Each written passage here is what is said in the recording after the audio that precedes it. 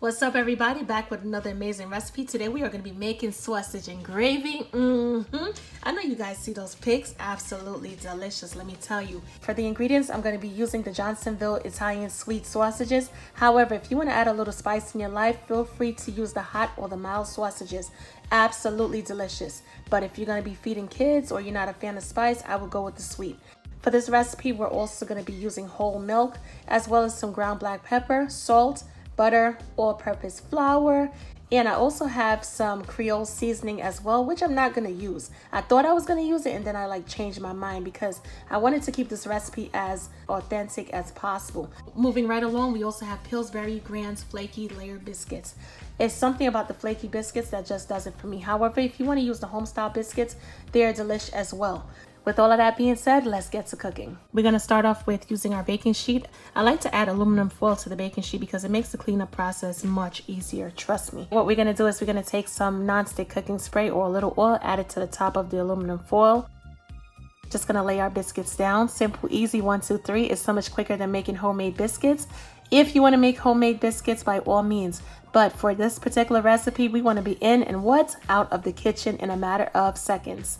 Pop it into the oven and allow it to do what it do, and guess what? You're done. In the meanwhile, let's work on our sausage and gravy. Because I'm using the sausage links, what we're going to do is we're going to use a sharp knife. Just split it down the middle basically. Take the sausage out and we're done. If you don't want to go through the process of having to remove the casing from the sausage, of course, by all means, you can always buy a package of ground sausage or ground pork. Right over here is our cast iron skillet, and as you can see, it is hot and ready to go. I'm going to add just a little oil, only because we're using pork, and pork tends to render its own fat. If you want your sausage and gravy to be even more flavorful, here's what you do. Get some bacon, some pork bacon of course. You fry it up and you take that oil from that pork bacon and you're going to use it to fry up your sausages. OMG, let me tell you something.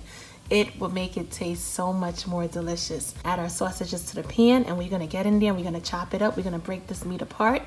Using a spatula, let me tell you, because the sausage, the texture in the sausage is a little different, your hands are gonna get tired. So my suggestion would be to get yourself a ground meat chopper, because that's what I'm using, and let me tell you, it makes the job so much easier.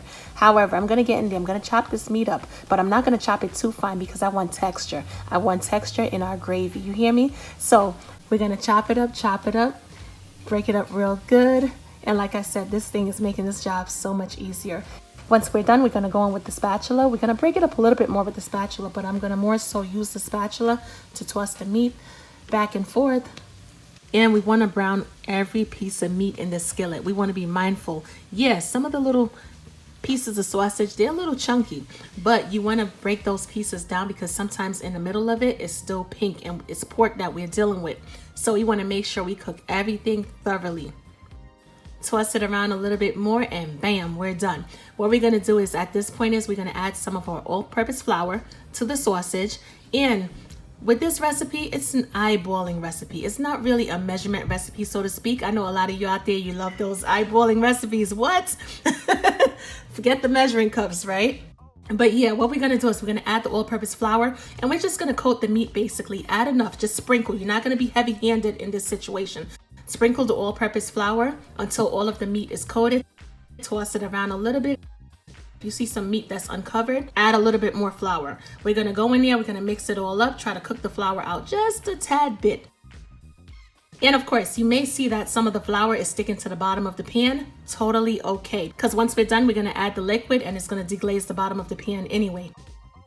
We're also going to go in and add our butter. Combine it, make sure everything is well combined, just like this. The butter melted really quickly because of course the meat is hot and so is the pan. We did not come to play. This looks absolutely beautiful, not to mention it already smells good and we're not even done. Keep mixing, keep mixing. And it's about that time, guys. We are going to go in and we're going to add our milk. We're going to add a small amount at a time. We're not going to get crazy and add all of the milk because you want to make sure you have the perfect consistency. Combine all of the ingredients and we're going to stir it in a way where we're trying to lift all of the flour from the bottom of the skillet. Because guess what? All of those little flavorful bits are locked at the bottom of the pan. So we got to get it off the bottom of the pan in order to get that flavor in our saucy sauce, aka our gravy. Now what we're going to do is we're going to season it up. We're going to add just a little bit of salt. We could always go in and taste it after and add more if necessary. We're also going to add some black pepper, and I'm going to go in a little heavy with the black pepper. Add enough pepper. Trust me, the pepper definitely amps up the flavor. Yep, this is one of those dishes where you got to keep stirring. You got to make sure you come equipped. Them elbows got to be strong. Keep stirring, keep stirring.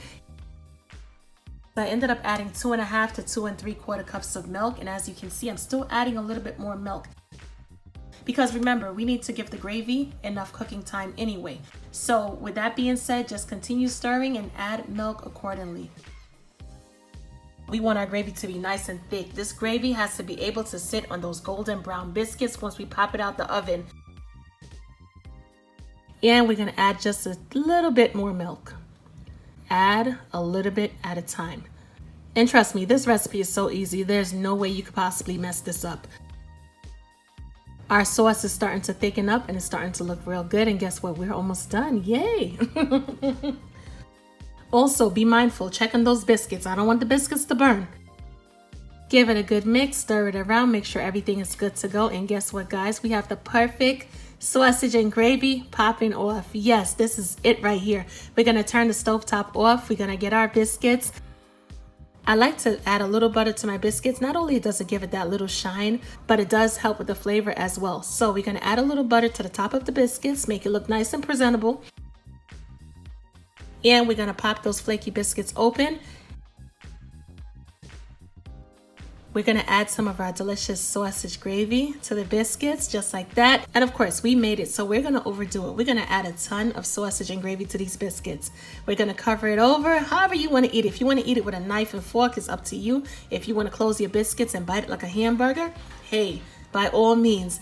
Because I'm feeling kind of greedy today, guys, we're going to do 2 biscuits. So I'm going to add the sausage onto the second biscuit as well. And of course, if you want your biscuit, sausage, and gravy to stand out a little bit, add a little pop of color in there. Add a little garnish, whether it be red chili flakes or even a little parsley, and that would definitely give it a pop of color. And let's take a moment to just like take it all in. You got to be honest. This right here makes a perfect breakfast and brunch. Not to mention, it's so cost efficient and it's definitely quick and easy to put together. And I know most of us have all of these basic ingredients somewhere in our cabinets because, come on, to make this recipe, it was so simplistic. Not to mention, we have to be honest, it does not take away from the taste and the flavors.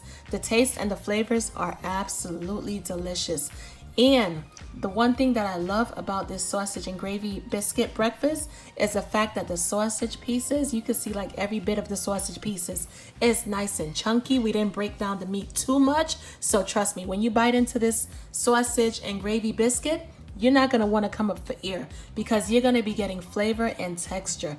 Everything about this is just absolutely perfect. It makes a perfect breakfast and it definitely makes the perfect weekend brunch. With all of that being said, guys, definitely give this recipe a try if you haven't had sausage and gravy, or for those of you who might have had it like a year ago, it's time to get in the kitchen and make some sausage and gravy. Anyway, guys, as always, thank you so much for hanging out with your girl Cooking with Tammy, and I will catch you guys in another video. Talk to you later. Bye, guys.